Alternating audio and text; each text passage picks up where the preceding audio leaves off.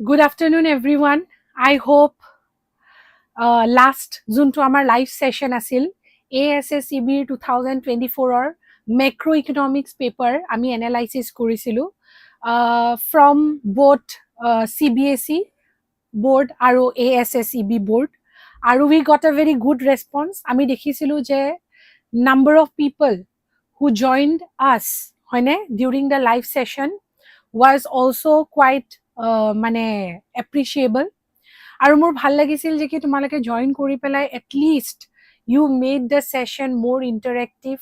I got a lot number of queries সেইখিনি মই solve কৰিব কাৰণে ট্ৰাই কৰিছিলো আৰু আজি যদি এনেকুৱা কোনোবা তোমালোকৰ মাজত ষ্টুডেন্টছে জয়েন কৰা হয়নে আজি যদি তোমালোকৰ মাজত এনেকুৱা কোনোবা ষ্টুডেন্টছে জয়েন কৰা যোনে আমাৰ মেক্ৰো ইকনমিক সেশনটো এটেন্ড কৰিছিলে এনালাইসিসৰ যোনটো ASSEB আৰু CBSE মেক্ৰো ইকনমিক্স এনালাইসিসৰ যোনটো সেশন হয় হেতু যদি কোনোবাই জয়েন কৰিছিলে আৰু সেই পেপাৰখনৰ পৰা যদি তোমালোকৰ কিবা ডাউট থাকে তেনেহলে সেই ডাউট বেলাক আমাৰ ইয়াতে যোনটো কমেন্ট সেকশন হয় সেই কমেন্ট সেকশনটোত তোমালোকে ডাউটবোৰ লিখি দিব কাৰণে ট্ৰাই কৰিবা ফাইন আৰু আমি সেই ডাউটবোৰ আজিৰ সেশনটোতে হয়তো তোমালোকক এক্সপ্লেইন কৰি দিব কাৰণে ট্ৰাই কৰিম আৰু in case of any doubt যদি তোমালোকৰ কিবা ডাউট থাকে হ'ব কি বুলি কয় ফ্ৰম আৱাৰ আজিৰ সেশন অলসো তেতিয়াও তোমালোকে কি কৰিব পাৰিবা তোমালোকে লিখি দিব পাৰিবা তোমালোকে আজিৰ সেশনটোতো যদি কিবা ডাউট থাকে সেই ডাউটখিনিও আমি তোমালোকক ট্ৰাই কৰিম যে সেইখিনি সলভ কৰি দিব পাৰো আৰু ইন কেস যদি সেইখিনি সলভ কৰিবলৈ লগালগ নোৱাৰো তেনেহলে লগালগ নোৱাৰো মানে তোমালোকে যদি টুৱাৰ্ডছ দা এণ্ড সেশনটো কোৱা তেনেহলে তোমালোকে ইউটিউবৰ কমেন্টত লিখি দিবা আৰু সেইখিনি আমি লগালগে সলভ কৰিব কাৰণে ট্ৰাই কৰিম today we will be doing with ASSEB 2024 economics পেপাৰখনৰ ইণ্ডিয়ান ইকনমিক ডেভেলপমেন্ট পাৰ্ট 2 আজি আমি কি কৰিম এনালাইসিস অফ 2024 ASSEB পেপাৰৰ তোমাৰ কি বুলি কয় ইণ্ডিয়ান ইকনমিক ডেভেলপমেন্টৰ পাৰ্ট 2 ফাইন লাষ্ট ক্লাছত আমি মেক্ৰো ইকনমিক্সৰ পাৰ্ট 2 অলৰেডি কৰিছিলো আজিৰ ক্লাছটো আমি ইণ্ডিয়ান ইকনমিক ডেভেলপমেন্টৰ কৰিম ফাইন জলদি লাইভ সেশনটো জয়েন কৰি দিয়া কাবাৰ কমেন্ট আহিছে নপঢ়াই নেকি হয় পঢ়াম একচুয়ালি পঢ়াম মানে কি এটো এটা এনালাইসিস ভিডিও হয় লাষ্ট টাইমৰ নিচিনা আজিও আমি সেকেন্ড যোনটো পাৰ্ট হয় বা তোমাৰ যোনটো পাৰ্ট বি হয় of the ASSEB 2024 paper Indian economic development আমি হেতু স্টাৰ্ট কৰিম আৰু লাষ্ট সেশনৰ নিচিনাই আমি অকল আনসাৰটো তোমালোকক দিব ট্ৰাই নকৰো বাট হে কোৱেশ্চনটোৰ লগত আৰু ৰিলেটেড কি তোমালোকে জানিব লাগিব হেখিনিও তোমালোকক ডেলিভাৰ কৰিব কাৰণে ট্ৰাই কৰিম ফাইন আৰু along with it মই বাৰে কৈ আছো যে কি why these sessions are important because আমি একো clickbait title দি তোমালোকক কোৱা নাই যে কি you will get the most expected question in today's class you will get the most repeated question in today's class but আমি কি কৰিব ট্ৰাই কৰিছো আমি ট্ৰাই কৰিছো যে তোমালোকক এই প্ৰিভিয়াস ইয়াৰত আহা কোৱেশ্চন পেপাৰখন বুজাই পেলাই তোমালোকক ট্ৰাই কৰিব মানে তোমালোকক বুজাব ট্ৰাই কৰিছো যে কোনখিনি কোৱেশ্চনস কোনকেটা চ্যাপ্টাৰৰ পৰা কোনখিনি কোৱেশ্চনস এটেম্প কৰিলে আমাৰ কাৰণে ভাল হ'ব বুজি পাইছা কোনখিনি চ্যাপ্টাৰছৰ পৰা কোনখিনি কোৱেশ্চনস আমাৰ মানে কেনেকুৱা ধৰণৰ কোৱেশ্চনস আহিব পাৰা প্ৰবাবিলিটি আছে সেই বস্তুবোৰ গম পাম আৰু because it is an analysis part how will you be benefited from today's class because আজিৰ ক্লাছৰ পৰা তোমালোকে কি গম পাবা যে ইয়াত এই কোৱেশ্চন যোনবোৰ আহিছে সেই কোৱেশ্চন বেলাকত আমি কিৱৰ্ডছ কেনেকে ব্যৱহাৰ কৰিম সেই কিৱৰ্ডছ বেলাক আমি ইউজ কৰি কেনেকে পৰীক্ষাত আনসাৰ লিখিবলৈ কাৰণে ট্ৰাই কৰিম বুজি পাইছা কাৰণ এইবোৰ এনালাইসিস হয়তো তোমালোকে বেলেগ প্লেটফৰ্মতো পাই যাব পাৰা but how to write the answer in details সেইখিনি তোমালোকে আজিৰ ক্লাছটো এটেম্প কৰিলে গম পাবা লগতে আজিৰ ভিডিওটোৰ যোনখিনি এনালাইসিস পাৰ্ট হয় তাৰে ফুল আনসাৰছ খিনি তোমাৰ ফুল সলভড কোৱেশ্চন পেপাৰৰ আনসাৰ যোনখিনি হয় সেইখিনি তোমালোকে আজিৰ যোনটো ভিডিও হয় ইউটিউবৰ তাৰে পিন কমেন্টত এটা আমাৰ WhatsApp লিংক থাকিব তাতেই তোমালোকে গুটে আনসাৰছ খিনি পাই যাবা so let's start today's class with great zeal and enthusiasm Ma'am, national income or pra sum korai dibo please. Ma'am, yes, ami anim. আমি তেনেকুৱা সেশন আনিম আজিৰটোত নহব তোমালোকে একদিন থ্ৰুআউট মানে তোমালোকে মই কৈছো নহয় তোমালোকে যে 18 মাৰ্চৰ আগলৈকে সেবা মানে যোনটো ASSEB বোৰ্ডৰ ষ্টুডেণ্টছ আছা আৰু 12 মানে তোমাৰ CBSE যোনটো এক্সামৰ ডেট আছে সেইটো এক্সামৰ ডেটৰ আগলৈকে আমি যিমান পাৰো সিমানখিনি তোমালোকক লাইভ ক্লাছেছ আহি পেলাই বুজাব ট্ৰাই কৰিম চ' কিপ কানেক্টেড উইথ আছ আজিৰ ক্লাছত মই নেশ্যনেল ইনকামৰ চাম নকৰাও but in the next classes we will be trying মানে আমি কৰিম ট্ৰাই এটলিষ্ট কৰিম যে কি আমি সেনেকুৱাবোৰ এই যোনবোৰ তোমালোকৰ যোনবোৰ টান লাগা মানে এৰিয়াজ হয় সেইবিলাক তোমালোকক আমি সলভ কৰিবৰ কাৰণে ট্ৰাই কৰিম fine I hope it is clear তোমালোকৰ টান পোৱা বস্তুবিলাক আমি সলভ কৰিবৰ কাৰণে ট্ৰাই কৰিম ইন দি নেক্সট ক্লাছেছ কি এনেকুৱা ধৰণৰ ক্লাছ আমি আনিব পাৰো তাৰেও সাজেশন তোমালোকে কমেন্ট বক্সত লিখি দিব পাৰা today's class will be analysis part or I can solve what ever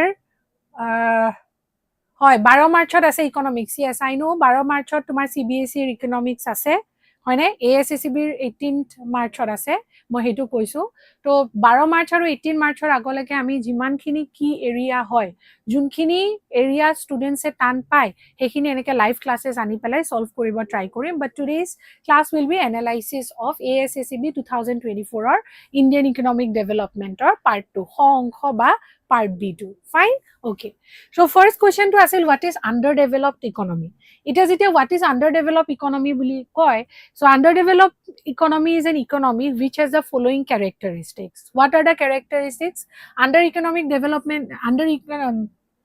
underdeveloped economy তোমাৰ এইকিটা characteristics থাকিব যেনেকে first to হৈছে তোমাৰ low per capita income fine low per capita income হব low per capita income তাৰপিছত তোমাৰ কি থাকিব low level of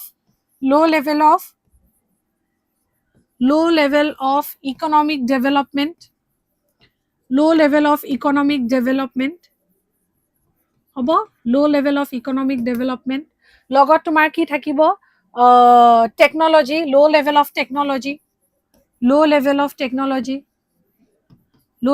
technology লগত কি থাকিব poverty থাকিব হয়নে poverty থাকিব subsistence traditional way of life থাকিব বুজি পাইছা so what is an underdeveloped economy you can write that underdeveloped economy is an economy which has the following characteristics like low per capita income low level of economic development low level of technology prevalence of poverty dependence on subsistence agriculture is referred to as the underdeveloped economy fine clear let's move back to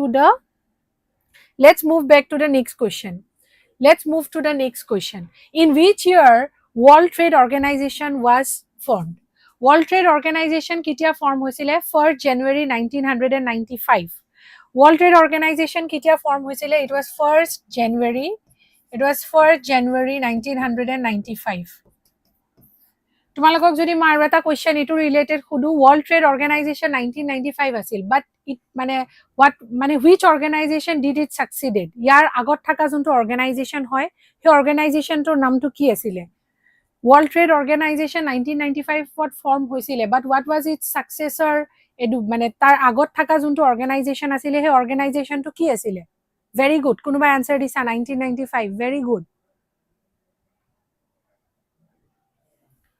fine so 1st January 1995 ত তোমাৰ World Trade Organization form হৈছিলে আৰু it was an successor organization ইয়াৰ আগৰ অৰ্গানাইজেচনটোৰ নাম কি আছিল GATT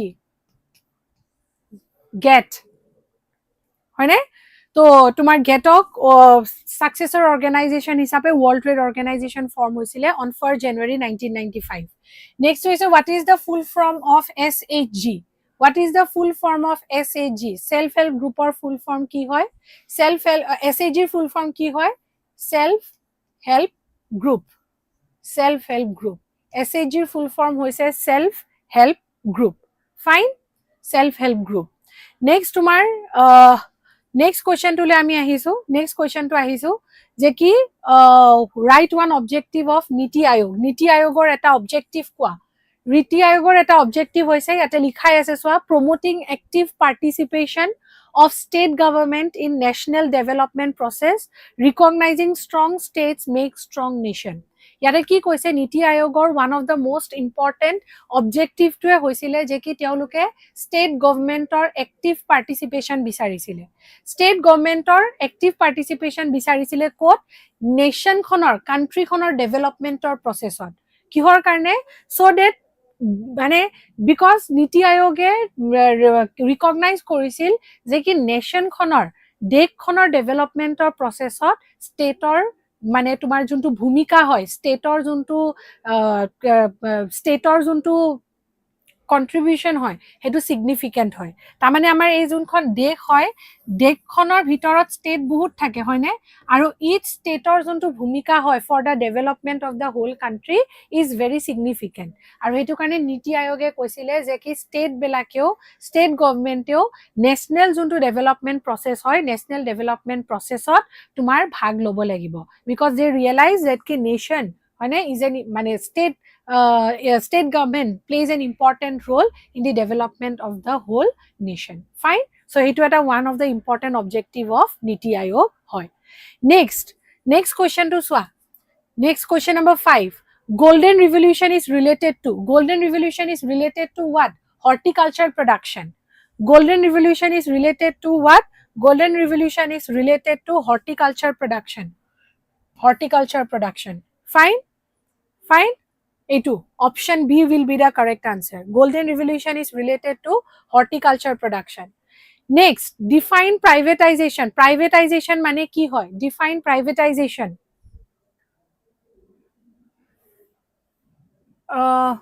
Okay, so, answer dibo try korisa self-help group. Self-help group or spelling to bhalke likhibo try koriba. It is SELF aru GROUP. Kunba shelf likhisa hobo hetu correct shuddho koriba try koriba. Eta next to koise define privatization. What is privatization? Privatization mane hoise jetia ami ownership hoine ownership ba management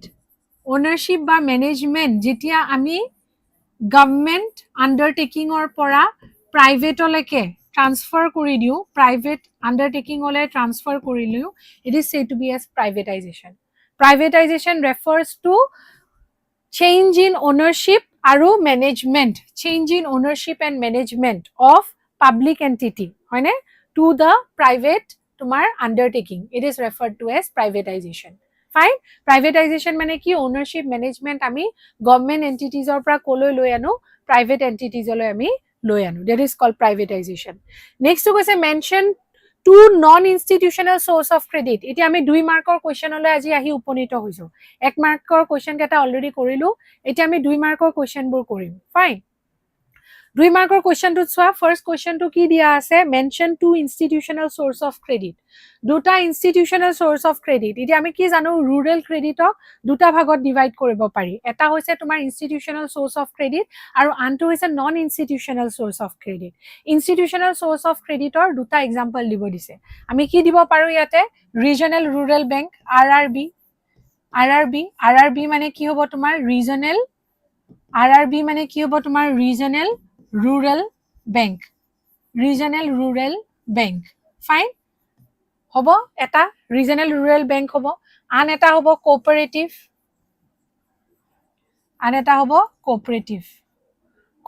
bank. Fine. So these are the two examples of institutional source of credit. Teneke tumalokor ebar non institutional source of credit buliu ahibo pare. Money lender likhisa. Okay, sorry, thank you so much for correcting. This is non-institutional source of credit. Moi institutional source of credit to age koi diso. Thank you so much. Jone likhisa. Fine. To yate ki hoy? Yate swa question to dia ase non-institutional source of credit duta mention koribo dise. Hoine? Jodi ebar porikha jehetu 2024 ot non-institutional ahise. To ebar ki hobo institutional source of credit to ahibo pare. Jodi institutional source of credit ahe, source of credit ahe tenehole direct likhi diba RRB regional rural bank number 1 aru number 2 to hobo ki cooperatives. Fine. Cooperatives kintu amar etu bosorot 2024 ot ki ahisile non institutional source of credit ki hobo eta exam ejone tumalokor bhitorot disai money lender hoine aru ki hobo number 1 money lender Number 2, friends and relatives. হয় নে? Friends and relatives. Friends and relatives হ'ব. Friends and relatives. লগত আৰু তোমাৰ informal সোৰ্সৰ হ'ব. Number 3, এনে মই আৰু এটা এক্সাম্পল তোমালোকক দি দিছো, হয় নে? Agricultural money lender. Agricultural money lender কিছুমান থাকে. So এইবিলাক হৈছে non institutional source of credit. তোমালোকক সাইড বাই সাইড ইনষ্টিটিউচনেল আৰু non institutional source of credit কৈ দিছো. ফাইন. তোমালোকক side by side etu is a non institutional source of credit or sources, money lender, friends and relatives. Institutional source of credit tumar ki hobo, regional rural bank aru logote cooperative. Fine. Let's move to the next question. Next question question, write 2 long term goals of 5-year plan in India. Duta long term goals, 5-year plan or duta long term goal or kotha kobo dise. লিখিব দিছে, just লিখি দিলে হল। আমি জানো what are the various objectives of 5-year plan, হয় নে নাই? So number 1 two আমি কি বুলি লিখিব পাৰিম? গ্রোথ, হয় নে? নাম্বার 1 টু গ্রোথ, নাম্বার 2 টু ইকুইটি। ফার্স্ট টু is a growth, number 2 to is a equity. Fine. What will be the answer? Write 2 long term goals of 5-year plans of India. First two is a growth, next two is a equity. Fine. Next, mention 2 types of unemployment prevalent in agriculture sector of India. Ki koise yate agriculture sector of India. Agriculture sector of India. Mention 2 types of unemployment prevalent in agriculture sector of India. Agriculture ba tumar krishit দুটা ধৰণৰ unemployment India কি prevalent কৰে হেতু লিখিব দিছে। কি লিখিব লাগিব? What will be number 1? Number 1 is disguised unemployment. Number 1 is disguised unemployment. Fine. Disguised unemployment. Number 2, agriculture thaka. Next type of unemployment to is seasonal unemployment. Seasonal unemployment. Fine. Ita tumalagok related to it moi tumalagok explain kore disu. Disguised unemployment mane ki hoy? Yes, correct. Correct. Self-reliance hobo. Fine. Okay. Disguised unemployment. Disguised unemployment mane ki hoy? Disguised unemployment mane ki hoy? Mem credit creation or bishoye kobo. Thik ase aji jodi session to ami somoy pao lastor falele credit creation keneke kora hoy, which is again a very important question. Porikhar perspective or pra koi dim. Hobo. Eta disguised unemployment. Disguised unemployment mane ki hoy? Amar agricultural land ase iman khini. Hobo. এই agriculture লেণ্ডৰ পৰা আমি 10 KG চাউল উৎপাদন কৰিব পাৰো পাৰ ইয়াৰ, হ'ব? আৰু ইয়াতে দুজন মানুহ অলৰেডি এগ্ৰিকালচাৰত এমপ্লয় হৈ আছে। এই দুজন মানুহে লগ লাগি এই প্লট অফ লেণ্ডৰ পৰা 10 কেজি পাৰ ইয়াৰ তোমাৰ মানে হুইট প্ৰডিউস কৰিব পাৰে। সাপোজেটলি হুইট প্ৰডিউস কৰিব পাৰে। ফাইন। এতিয়া ফৰ এক্সাম্পল হিয়তৰ ঘৰৰ আৰু দুজন মানুহ আছে, সেই দুজন মানুহে কতো চাকৰি পোৱা নাই, যাৰ ফলত হিয়তে কি কৰিব লগা হৈছে, হিয়তে বেলেগত যেহেতু চাকৰি পোৱা নাই হিয়তে এগ্ৰিকালচাৰ ফিল্ডতে এমপ্লয়েড হৈ থাকিব লগা হৈছে। গতিকে হিয়তে কি হৈছে, চাকৰি যেতিয়ালৈকে পোৱা নাই হিয়তেও ক'লে যে কি আমি আমাৰ ঘৰৰ যোনটো এগ্ৰিকালচাৰ ফিল্ড হয় হেতুতে আমি কাম কৰিম। এতিয়া এই প্লট অফ লেণ্ডটোত কেইজন এক্সট্ৰা তোমাৰ লেবাৰ জইন হৈ গ'ল? দুজন। এটা দুজন এক্সট্ৰা লেবাৰ জইন হৈ গ'লে can you tell me যে কি 10 কেজিতকে বেছি উৎপাদন কৰিব পাৰিব এই লেণ্ডটোৰ পৰা? এই লেণ্ডটোৰ ম্যাক্সিমাম ক্যাপাসিটি হৈছে যে কি 10 কেজি পাৰ ইয়াৰ প্ৰডিউস কৰিব পাৰে।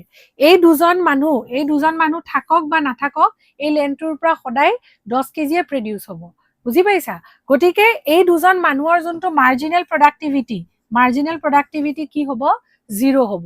So what is disguised unemployment? এই দুটা মানুহক আমি disguised unemployed বুলি ক'ব পাৰো। মানে দেখা তেনেকুৱা লাগে যে কি হিয়তে কাম কৰি আছে কিন্তু হিয়তৰ যোনটো মাৰ্জিনাল প্ৰডাক্টিভিটি হয় বা হিয়তৰ যোনটো এক্সট্ৰা প্ৰডাক্টিভিটি হয় হেতু 0 হয়। বুজি পাইছা? সো ডিসগাইজ আনএমপ্লয়মেন্ট কি হয়? It is an form of unemployment where people appear to be employed. মানুহক লাগে যে কি মানুহজনে এমপ্লয় হৈ আছে কিন্তু ইন ৰিয়েলিটি হিয়তৰ productivity marginal productivity 0। What is seasonal unemployment? Seasonal unemployment refers to a condition jot tumar for a particular season of the year কিছুমান মানুহে এমপ্লয়মেন্ট নাপায়, কিছুমান মানুহে জব নাপায়। যেনেকে ফৰ এক্সাম্পল আমাৰ এগ্ৰিকালচাৰটো কি হয়, ছিজনেল, তোমাৰ হয়তো 6-7 মাহ বছৰটোৰ এগ্ৰিকালচাৰত কাম কৰিলা, হয়নে? বাকী তোমাৰ যোনখিনি বাকী থাকি যোৱা মাহ, হয়নে, তোমাৰ বাকী তোমাৰ যোন 5 মাহ থাকি গ'ল, হয়নে, বাকী 5 মাহ থাকি গ'ল, সেই 5 মাহত তুমি কি কাম কৰিবা? That is called seasonal unemployment. So seasonal unemployment refers to the period of time during which people engaged in this kind of activity like agriculture cannot find jobs for a particular period of time. Fine? Okay. Next is a mention 2 types of unemployment. Okay, ami to korilu. Next is a what is the importance of green revolution in India? Green revolution or karne amar India ki hoisile? Green revolution or karne amar India ki hoisile? Fine? So what green revolution or karne amar ki help hoisile? First, green revolution or karne number 1 amar production বাঢ়ি গৈছিলে, হয়নে, আমাৰ production বাঢ়ি গৈছিলে বা productivity বাঢ়ি গৈছিলে, productivity increase হৈছিলে। কিহৰ কাৰণে প্ৰডাক্টিভিটি ইনক্ৰিজ হৈছিলে? বিকজ গ্ৰীণ ৰিভলিউচনে আমাক কি আনি দিছিলে? HYV seeds, high yielding variety seeds. So high yielding variety seedsৰ প্ৰডাক্টিভিটি, হায়াৰ প্ৰডাক্টিভিটি কৰিব পৰা কেপাচিটি আছে। গতিকে কি হৈছে, যেতিয়া আমি HYV seeds বেছিকৈ ইউজ কৰিছিলো, প্ৰডাক্টিভিটি ইনক্ৰিজ হৈছিলে। Number 2, it also brought about with it তোমাৰ টেকনলজিক্যাল ইনভেনশন, হয়নে? তো it also brought it মানে technological advancement. It also brought with it technological advancement. Technological advancement for increasing agricultural productivity. যেনেকৈ irrigation facility আহিছিলে, হয়নে? আগতে তোমাৰ আমাৰ agriculture was hugely dependent on তোমাৰ বৰষুণ, কিন্তু বিকজ ইয়াতে আমাৰ ইণ্ডিয়াত কি হয়, বৰষুণ এগেইন ইৰেগুলাৰ হয়, হয়নে? গতিকে ইৰিগেশ্যন ফেচিলিটিয়ে তোমাৰ যোনটো মানে আন ইভেন মনচুনৰ যোনটো প্ৰব্লেম আছিলে, সেই প্ৰব্লেমটো সলভ কৰিবলৈ কাৰণে হেল্প কৰিছিলে। Fine? Okay. So irrigation, technological এডভান্সমেন্টৰ আন্ডাৰত ইৰিগেশ্যন আহিছিলে, লগত ইউজ অফ ফাৰ্টিলাইজাৰ, পেষ্টিচাইড এইবোৰো আহিছিলে। Fine? use of fertilizer, pesticide eburu ahisile. Fine? So this will be the correct answer. Next is a right to positive effects of LPG policies in Indian economy. What does the word LPG mean? Liquid petroleum gas niki? LPG mane liquid petroleum gas niki kwa? LPG mane liquid petroleum gas hoy jano? Ki hoy? LPG মানে কি হৈছে? LPG মানে হৈছে তোমাৰ লিবাৰেলাইজেশ্যন, privatisation, গ্লোবেলাইজেশ্যন। LPG মানে কি হয়? LPG হৈছে তোমাৰ new economic policy. New economic policy যোনটো তোমাৰ 1991ত আমাৰ আন্ডাৰটেক কৰা হৈছিলে। লিবাৰেলাইজেশ্যন, হয়নে, প্ৰাইভেটাইজেশ্যন আৰু গ্লোবেলাইজেশ্যন। এতিয়া প্ৰশ্নটোত কি সুধিছে চোৱা, right to positive effects of LPG policies in Indian economy. Indian ইকনমিত তোমাৰ LPG পলিচিৰ কি এফেক্ট আছিল? অফকোৰ্স পজিটিভ এফেক্ট আছিল। What was the first positive effect? It brought about economic growth. বুজি পাইছা? ইট কি ব্ৰট এবাউট ইকনমিক গ্ৰোথ হৈছিল আমাৰ কাণ্ট্ৰিত। লগতে তোমাৰ কি হৈছিলে, ফিনেন্সিয়েল যোনবোৰ মানে তোমাৰ ফৰেন যোনবোৰ ইনভেষ্টমেন্ট আছিলে, ফৰেন ইনভেষ্টমেন্ট ইনক্ৰিজ হৈছিলে। সো দুটা লিখিব দিছে, লিখি দিলে হ'ল যে কি এটা হৈছে তোমাৰ ইকনমিক গ্ৰোথ ইনক্ৰিজ হৈছিলে, নাম্বাৰ 2 হৈছে ফৰেন ইনভেষ্টমেন্ট ইনক্ৰিজ হৈছিলে বিকজ অফ তোমাৰ LPG পলিচিজ। নেক্সট টু LPGৰে এটা পাৰ্ট হয়, G2ৰ পাৰ্টটোৱে হয় গ্লোবেলাইজেশ্যন। তো গ্লোবেলাইজেশ্যনৰ দুটা মেৰিট লিখিব দিছে। মেৰিট মানে কি? Positive point. সো গ্লোবেলাইজেশ্যনৰ দুটা মেৰিট পইণ্ট হৈছে, number 1, it leads to increase in international trade. International trade increase হয়। ফাইন? লগত কি ইনক্ৰিজ হয়? It also' lead to inflow of more তোমাৰ import and export, মানে there is more import and export across the international borders. বুজি পাইছা? গতিকে গ্লোবেলাইজেশ্যনৰ কাৰণে কি হয়? there is increase in international trade, number 1. তাৰপিছত number 2 টো হৈছে যে কি, it also lead to flow of goods and services across border. এখন কাণ্ট্ৰিৰ পৰা আন এখন কাণ্ট্ৰিলৈ there is also flow of goods. Fine? Next to তোমালোকৰ mention to objectives of this investment. Next question to চোৱা। mention two objectives of disinvestment. Disinvestment মানে কি? প্ৰথমে মই তোমালোকক শুনিম disinvestment মানে কি? Disinvestment মানে হৈছে যেতিয়া আমি গভৰ্নমেন্ট পাব্লিক সেক্টৰ যোনবোৰ আন্ডাৰটেকিং আছে, PSU আছে, তাৰে তোমাৰ শ্বেয়াৰ বা তাৰে যদি ওনাৰশ্বিপ আমি সেল কৰি দিওঁ, হয় না? ইফ উই সেল আ পার্ট অফ তোমার পাব্লিক সেক্টর এন্টারপ্রাইজেস, নাইবা আমি ওনারশিপ সেল করে দিও কালেকে, আমি যদি প্রাইভেট এন্টারপ্রাইজলৈকে এইবোৰ সেল কৰি দিও, তাকে ডিসইনভেস্টমেন্ট বুলি কয়। এটা ডিসইনভেস্টমেন্ট গভৰ্নমেন্টে কিহৰ কাৰণে কৰে? নাম্বাৰ 1, গভৰ্নমেন্টে ডিসইনভেস্টমেন্ট কৰে টু জেনাৰেট ৰেভিনিউ, যাতে গভৰ্নমেন্টৰ মোৰ এণ্ড মোৰ ৰেভিনিউ জেনাৰেট হয়। আৰু নাম্বাৰ 2 টো হৈছে it also help to increase the efficiency of what? Efficiency of public sector undertaking. তাৰমানে তোমাৰ সেইবোৰ পাব্লিক সেক্টৰ আন্ডাৰটেকিংৰ হে শ্বেয়াৰ বা ওনাৰশ্বিপ বিক্ৰী কৰে যোনবিলাক উইক পাব্লিক সেক্টৰ আন্ডাৰটেকিং হয়। যেনেকৈ এটা সময়ত BSNLক ডিসইনভেস্টমেন্ট কৰিছিল because it became a loss making public sector. বুজি পাইছা? গতিকে যোনবোৰ লছ মেকিং পাব্লিক সেক্টৰ হয়, যোনবিলাক তোমাৰ লছ মেকিং পাব্লিক সেক্টৰ হয়, লছ মেকিং পাব্লিক সেক্টৰ বিলাক যেতিয়া প্ৰাইভেট সেক্টৰক সিস্টেমেটিক্যালি শ্বেয়াৰ বা ওনাৰশ্বিপ বিক্ৰী কৰি দিয়ে, তাকে ডিসইনভেস্টমেন্ট বুলি কওঁ। আৰু ডিসইনভেস্টমেন্ট কিহৰ কাৰণে কৰে? নাম্বাৰ 1, গভৰ্নমেন্টে যাতে বেছিকে ৰেভিনিউ জেনাৰেট কৰিব পাৰে, আৰু নাম্বাৰ 2 হৈছে যে কি যাতে গভৰ্নমেন্টে এই পাব্লিক সেক্টৰ আন্ডাৰটেকিংছ বিলাক বা এন্টাৰপ্ৰাইজ বিলাকৰ এফিচিয়েন্সি ইম্প্ৰুভ কৰিব পাৰে, যোনবোৰ গভৰ্নমেন্টৰ আন্ডাৰত মানে পসিবল হোৱা নাছিল। ফাইন, আই হোপ 2 মাৰ্কসৰ কুৱেশ্যন বিলাক আমাৰ যোনবোৰ ডিসকাস কৰিলো ধুনীয়াকে বুজি পাইছা। Now we will go to 3 মাৰ্কসৰ কুৱেশ্যন। ফাইন, 3 মাৰ্কসৰ কুৱেশ্যন বিলাক আমি কৰিবৰ কাৰণে ট্ৰাই কৰিম। ফাৰ্ষ্ট কুৱেশ্যনটোৱে হৈছে right a note on industrial policy resolution of 1956। Industrial policy resolution of 1956 হয়নে? Industrial policy resolution of 1956। এতিয়া এই আনসাৰটো যেতিয়া আমাক লিখিবলৈ দিয়ে, very important for your examination perspective. কোনোবাই হয়তো আজিৰ ক্লাছত সুধিছা মেম ইম্পৰ্টেণ্ট দিব, এইবোৰে ইম্পৰ্টেণ্ট হয়। এই চেপ্টাৰটোৰ ভিতৰত IPRৰ কুৱেশ্যন 1956ৰ is the most repeated question. বুজি পাইছা? আৰু one of the most favourite question of the examiners. গতিকে এইটো পঢ়িব ট্ৰাই কৰিবাই। এতিয়া তোমাৰ IPR 1956এ কি কৰিছিল? ইয়াৰ আন্ডাৰত যিমানবোৰ আমাৰ কাণ্ট্ৰিত ইণ্ডাষ্ট্ৰিজ আছিলে, সেই ইণ্ডাষ্ট্ৰিজ বিলাকক 3টা ভাগত ডিভাইড কৰি দিছিলে। All the industries were divided into 3 categories. All the industries were developed into 3 categories. First যোনটো category আছিলে, তাতে অকল সেইবোৰ ইণ্ডাষ্ট্ৰি থাকিব যোনবোৰ industry directly owned by government. Second যোনটো category of industry থাকিব, তাতে কি হ'ব? প্ৰাইভেট সেক্টৰে কি কৰিব? প্ৰাইভেট সেক্টৰে সাপ্লিমেন্ট কৰিব পাব্লিক সেক্টৰক। প্ৰাইভেট সেক্টৰে পাব্লিক সেক্টৰ যোনবোৰ ইণ্ডাষ্ট্ৰিজ মানে প্ৰাইভেট সেক্টৰে জাস্ট পাব্লিক সেক্টৰ ইণ্ডাষ্ট্ৰিজ বিলাকক সাপ্লিমেন্ট কৰিব। ফাইন, কিন্তু ইয়াতে লিডাৰ কোন হৈ থাকিব? still the leadership will lie on the public sector. Fine, still the leadership will lie on the public sector. First category of the industry, government sector ownership. Second category of the industry, private sector ownership.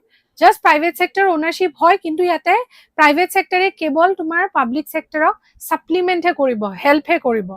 Main leadership juntu power hoy, it will lie with the public sector itself. Fine. Third juntu category hoy, third category of industries were open for private sector. Baki junbelak rukhi gol, সেই industries বিলাক private সেক্টৰে one কৰিব। Fine, point number 1, সেইবোৰ তোমাৰ private সেক্টৰে one কৰিব। কিন্তু ইয়াতেও আৰু এটা কথা আছে যে কি প্ৰাইভেট সেক্টৰক যদিও তোমাৰ few industries own কৰিব দিছিলে, তথাপিতো these private industries were directly or indirectly under the control of the government. কি কৈছে ইয়াতে? প্ৰাইভেট যোনবোৰ ইণ্ডাষ্ট্ৰিজ আছিলে, they were directly or indirectly under the government because new units of industries open কৰিবৰ কাৰণে কি লাগিছিলে? new units of industries open কৰিবৰ কাৰণে private sector license লাগিছিলে।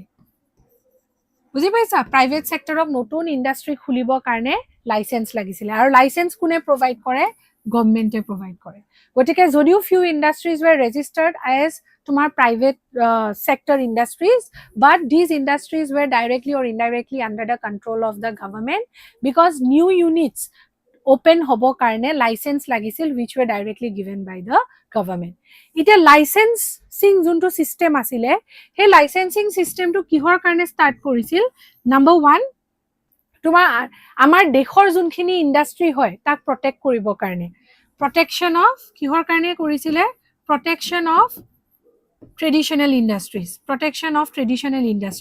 from foreign competition fine foreign competition পৰা বচাবলৈ কাৰণে licensing policy ব্যৱহাৰ কৰিছিল number 2 regional equity আনিব ট্ৰাই কৰিছিল regional equity আনিব কাৰণে ট্ৰাই কৰিছিল কিহৰ কাৰণে লাইসেন্স পলিসি ইউজ কৰিছিল for protection of traditional industries and also to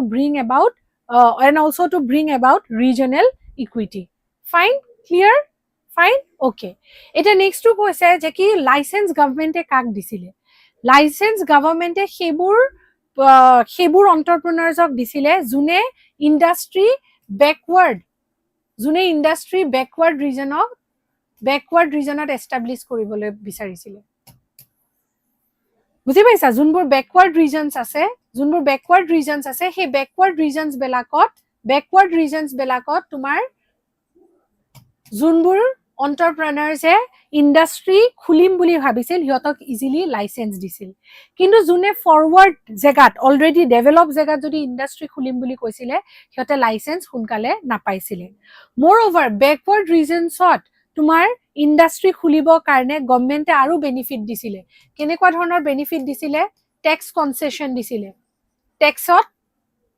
tax কমকে দিব লাগিছিলে নাম্বাৰ 2 কি হৈছিলে ইলেক্ট্ৰিসিটি বিল হয়নে ইলেক্ট্ৰিসিটি বিলও কমাই দিছিলে গতিকে এই যোনটো তোমাৰ আইপিআৰ ৰ আন্ডাৰত যোনটো লাইসেন্স পলিসি আছিলে বা to keep private sector under the control of public sector it was done to make sure to bring about regional development of the economy and also to protect আমাৰ দেশৰ যোনবোৰ industry আছিলে from foreign competition so এই যোনখিনি কিওয়াৰ্ড হয় এই কিওয়াৰ্ড খিনি যদি তোমালকে লিখি দিয়া তোমালকে আৰামসে 3 মাৰ্কস পাই যাবা বুজি পাইছা মই আতৰি দিছো স্ক্ৰিনশ্বট এটা লৈ লব পাৰা ইয়াৰে আগৰটোৰ এইটো এটা স্ক্ৰিনশ্বট লৈ লব পাৰা যদিও মই তোমালোকক প্ৰভাইড কৰি দিম এই গুটেখিনি আনসাৰ্স তোমালকে সলভ আমাৰ WhatsApp চেনেলত পাই যাবা যোনটো তোমালোকৰ আজিৰ ভিডিওৰ তলৰ কমেন্টত পিন কৰি দিয়া থাকিব ফাইন এটো হলো স্ক্ৰিনশ্বট মাৰি লোৱা আৰু এটো if you write all these things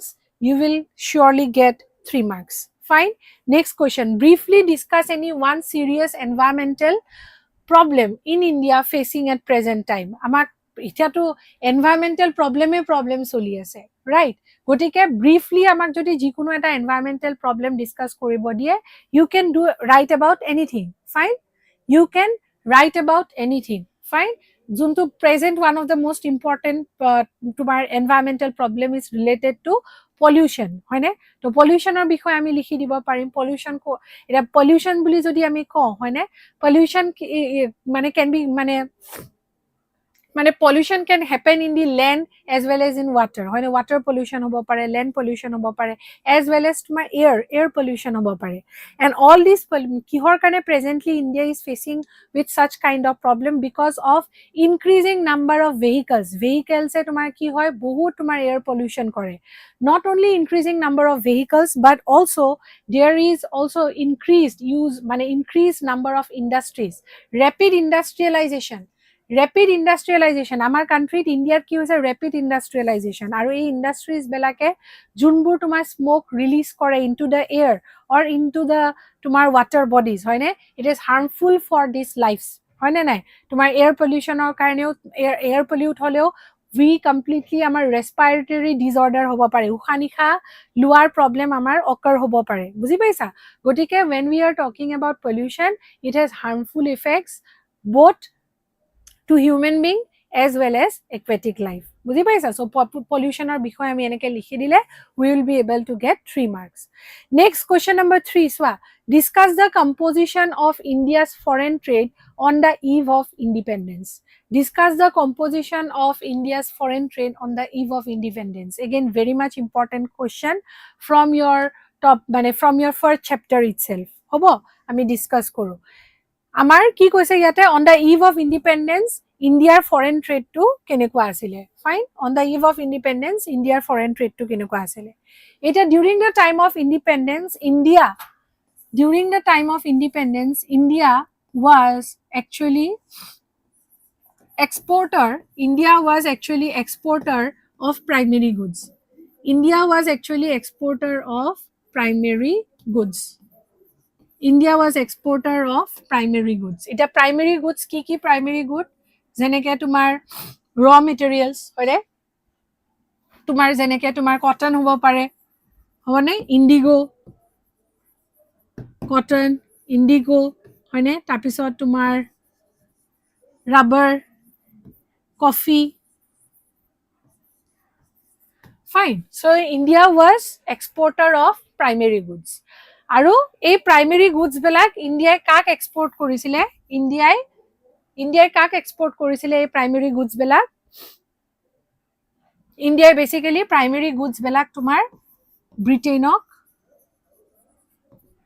Britainok export korisile in return Britainor pora India ki korisile import korisile finished goods Britainor pora India finished goods import korisile buji paisa export korisile primary goods aru import korisile tumar finished goods fine import korisile finished good huni jwa eto answer बहुत important hoy keneke likhibo lagibo tumaloke buji paba yare pora so India was exporter during the eve of independence India was basically exporter of primary goods ki primary goods jeneke cotton indigo rubber coffee kaleke export korisile Britisholeke export korisile ar Britainoleke export korisile ar Britainor pra ki import korisile finished good import korisile fine finished good like cotton hone cotton cloth hone cotton tar pisot tumar aru tumar ki boli koy any kind of technology so ebilak ami Britainor pra ki korisilu import korisilu fine first point next point to hoise je ki India's half of the export hone was only limited to Britain যিমানবোৰ বস্তু বাহিৰলৈকে export কৰিছিলে এই যে আমি export কৰিছিল বুলি কৈছিলো তাৰে আধাতকে বেছি ব্ৰিটিছে কালেকে মানে এক্সপোৰ্ট কৰিছিলে সৰি ইন্ডিয়াই কালেকে আধাতকে বেছি তোমাৰ প্ৰাইমাৰী গুডস এক্সপোৰ্ট কৰিছিলে ব্ৰিটেইন অনলি বাকি যোনখিনি ৰৈ গৈছিলে তোমাৰ চাইনা ইৰাণ শ্ৰীলংকা ইহতক কৰিবলৈ দিব দিছিলে fine so second point is this about half of the export of India was limited to only Britain rest which was mane left out it was sent to or it was exported to China Iran ba Sri Lanka fine third junto point hoy third point ot tumalake likhi diba je India'r pra je export hoisile ami janu ami jetia export koru bahira country pra amar ki hobo lage foreign exchange ahibo lage ne nai ba foreign currency ahibo lage ne nai foreign currency nahileo tumar gold titiar dinot gold silver foreign country pra amar tat ebur ahibo lage because ami export kori aso আমি যদি export কৰি আছো export G goods কৰি আছো তাৰে বিনিময়ত আমাৰ আহিব লাগে এইবোৰ গোল্ড ফৰেন এক্সচেঞ্জ সিলভাৰ আমাৰ ইন্ডিয়ালৈ আহিব লাগে কিন্তু আমাৰ ইন্ডিয়াত এই যোনবোৰ গোল্ড সিলভাৰ ফৰেন এক্সচেঞ্জ আহিছিলে সেইবোৰে আমাৰ ইন্ডিয়াৰ ইকোনমিক পজিশন ইমপ্ৰুভ কৰাত একো হেল্প কৰা নাছিলে because these were used to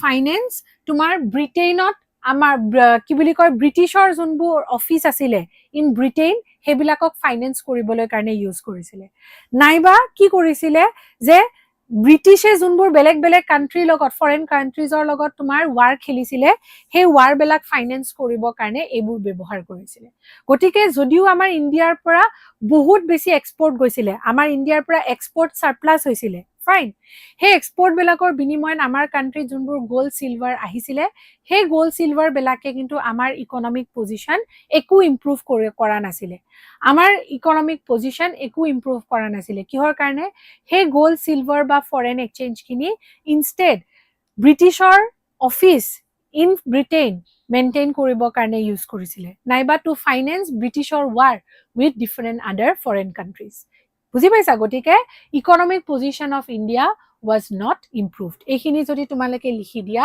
you will get full marks full 3 marks তোমালোকে পাই যাবা fine next fourth question to soa explain the role and importance of education in human capital formation education or role to ki hoy in human capital formation tar agot ami janu aha human capital formation mane ki hoy human capital formation mane ki hoy je ki eta horu bachcha jonmo hoar loge loge human hisabe jonmo hoy কিন্তু তাক over the life আমি কি হয় কিছুমান investment কৰো তাৰ ওপৰত যেনেকে in terms of health in terms of education যেতিয়া আমি এজন হিউমেনৰ ওপৰত হেলথ আৰু এডুকেশ্যনৰ ওপৰত পইচা ইনভেষ্টমেন্ট কৰো সেই হিউমেনজন গৈ পেলাই কি বনি যায় কেপিটেল কেপিটেল অৰ্থাৎ এটা ৰিসোৰ্স যোনে ফিউচাৰত হায়াৰ আৰ্নিং কৰিব কাৰণে পাৰে আৰু এই যোনটো প্ৰসেস হয় যত এটা হিউমেন কেপিটেললৈ টাৰ্ন আউট হৈ যায় by giving by investing on education and health this process is said to be as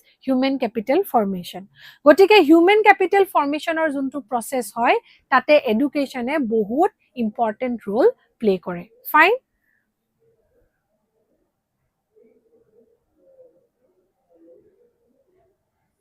ma'am can you recall the syllabus of ASSEC because there is different in different book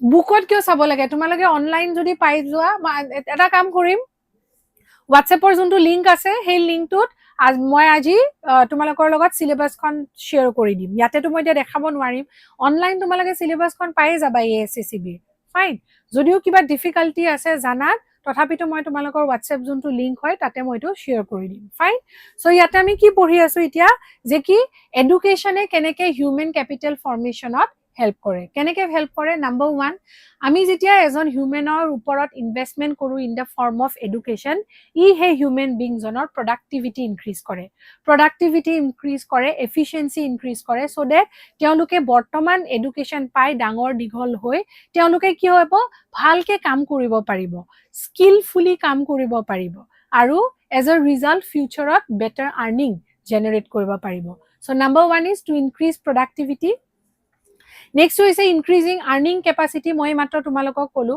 যে আমি যেতিয়া এজন হিউমেনৰ ওপৰত এডুকেশ্যনত যেতিয়া আমি investment কৰিম সেই education জনে সেই এডুকেশ্যন খিনিয়ে মানুহজনক হায়াৰ আৰ্নিং আৰ্ন কৰিবৰ কাৰণে হেল্প কৰিব ইন দা ফিউচাৰ কেনেকে বিকজ এডুকেশ্যন লোৱাৰ লগে লগে তেওঁৰ ইন্টেলেকচুৱেল কেপাচিটি ইম্প্ৰুভ হ'ব তেওঁ স্কিলফুল হ'ব বুজি পাইছা so at the end it will help them to earn a higher earning in the future third point to hoise it promotes economic growth of course as an individual is part of the whole economy jetia whole economy jonto part hoy in the as an individual hey individual jonok ami jodi proper level of education diu teo jodi ultimately contribute koribo pare in production of more goods and services higher goods and services mane ki ultimately higher goods and services মানে কি আমাৰ কান্ট্ৰিৰ GDP gross domestic product increase হোৱা আৰু আমাৰ যদি gross domestic product increase হয় তেনেহলে আমি কি ক'ব পাৰো আমাৰ কান্ট্ৰিখনৰ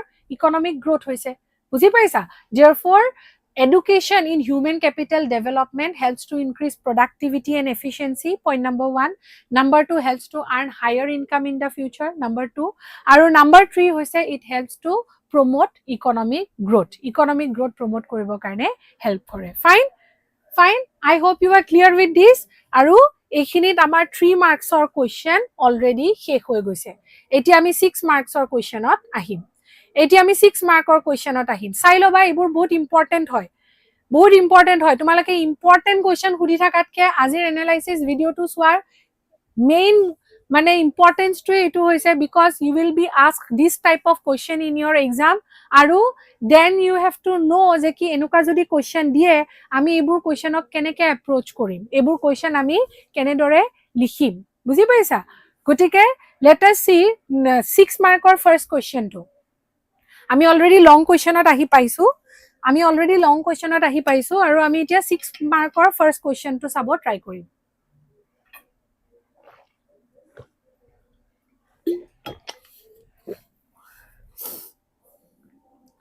So 6 markers on the first question hoy swa, write a comparative note for India, China and Pakistan on the basis of demographic indicators aru human development indicators. কি কৈছে India China আৰু পাকিস্তানৰ মাজত এটা কম্পেৰিটিভ পিকচাৰ ড্ৰ কৰিব দিছে so that আমি তাৰ ডেমোগ্ৰাফিক যোনবোৰ ইণ্ডিকেটৰ্ছ হয় সেইবিলাকৰ বিষয়ে আমি গম পাওঁ। ফাইন, এতিয়া ডেমোগ্ৰাফিক ইণ্ডিকেটৰ্ছ মানে কি হয়? ডেমোগ্ৰাফিক ইণ্ডিকেটৰ্ছ মানে এখন কাণ্ট্ৰিৰ পপুলেশ্যন কিমান, এখন কাণ্ট্ৰিৰ পপুলেশ্যন ডেন্সিটি কিমান, পপুলেশ্যন ডেন্সিটি মানে কি, কিমানখিনি পপুলেশ্যন আছে পাৰ 1000 স্কুৱেৰ কিলোমিটাৰ, হয়নে? লগতে আমি কি গম পাওঁ যে কি এনুৱেল মানে এনুৱেলি কিমানটো ৰেটত পপুলেশ্যন ইনক্ৰিজ হৈছে গম পাওঁ, ছেক্স ৰেচিঅ' মানে ফিমেল পাৰ 1000 মেল কিমান হয় সেইটো আমি গম পাওঁ, ফাৰ্টিলিটি ৰেটৰ কথা গম পাওঁ, হয়নে? বা আৰ্বানাইজেশ্যন কিমান হৈছে সেইটোৰ কথাও আমি গম পাওঁ। So' first we will make comparison between India, China and Pakistan on the basis of this demographic indicators. আৰু তোমালোকে যদি ইয়াতে ভালকে চোৱা মই এখন টেবল লিখি আনিছো, এই টেবলখনৰ পৰাই তোমালোকক বেচিকেলি মই এক্সপ্লেইন কৰিবৰ কাৰণে ট্ৰাই কৰিম। ফাইন, এই টেবলখনলৈ মন কৰা, এই টেবলখনলৈ মন কৰা। ফাইন, এই টেবলখনৰ আমি কি লৈছো ইণ্ডিয়া, চাইনা, পাকিস্তান। ফাৰ্ষ্ট কলমটো চোৱা, ফাৰ্ষ্ট কলমটোত আমি পপুলেশ্যন ইন মিলিয়নত লৈছো আমি population, next annual growth of population, density per square kilometre, sex ratio', fertility rate, urbanization. এতিয়া প্ৰশ্নটো হৈছে তোমালোকে পৰীক্ষাত এনেকে টেবলখন ড্ৰ কৰি ল'ব লাগিব নেকি? য়েছ, if you want to get good marks please draw this table, it will attract the examiner। যোনে তোমাৰ কপিখন চেক কৰি আছে ই তোমাৰ আনসাৰৰ প্ৰতি বেছিকে এট্ৰেক্ট হৈ যাব। কিন্তু এই টেবলখন লিখাটো সাফিচিয়েন্ট হয় নে? নহয়, কাৰণ ইয়াতে 6 মাৰ্ক আছে, ইচ 6 মাৰ্ক আছে, ফাৰ্ষ্ট পইণ্টৰ কাৰণে 3 মাৰ্ক, সেকেন্ড পইণ্টৰ কাৰণে 3 মাৰ্ক। সো ইয়াতে 3 মাৰ্কৰ কাৰণে অকল টেবলখন আঁকি থলে নহব, অকমান টেবলখনক আমি ডেসক্ৰাইব কৰিব লাগিব। টেবলখনক আমি কেনেকে ডেসক্ৰাইব কৰিব পাৰিম চোৱা, ফাৰ্ষ্টটো হৈছে ইণ্ডিয়াৰ পপুলেশ্যন চোৱা, চাইনাৰ পপুলেশ্যন চোৱা আৰু পাকিস্তানৰ পপুলেশ্যন চোৱা। এই তিনিখনৰ পপুলেশ্যনৰ ফালে যদি আমি দেখা পাওঁ, China is the most populous country with 139, এইটো 2017ৰ ডেটা মতে দেই, 2017ৰ ডেটা মতে তোমাৰ চাইনাৰ পপুলেশ্যন ৱাজ মানে China was the most populous country, China most populous country হয় চোৱা 1393, followed by India 1352, কিন্তু এবোৰ সব ইন মিলিয়ন আছে, বুজি পাইছা?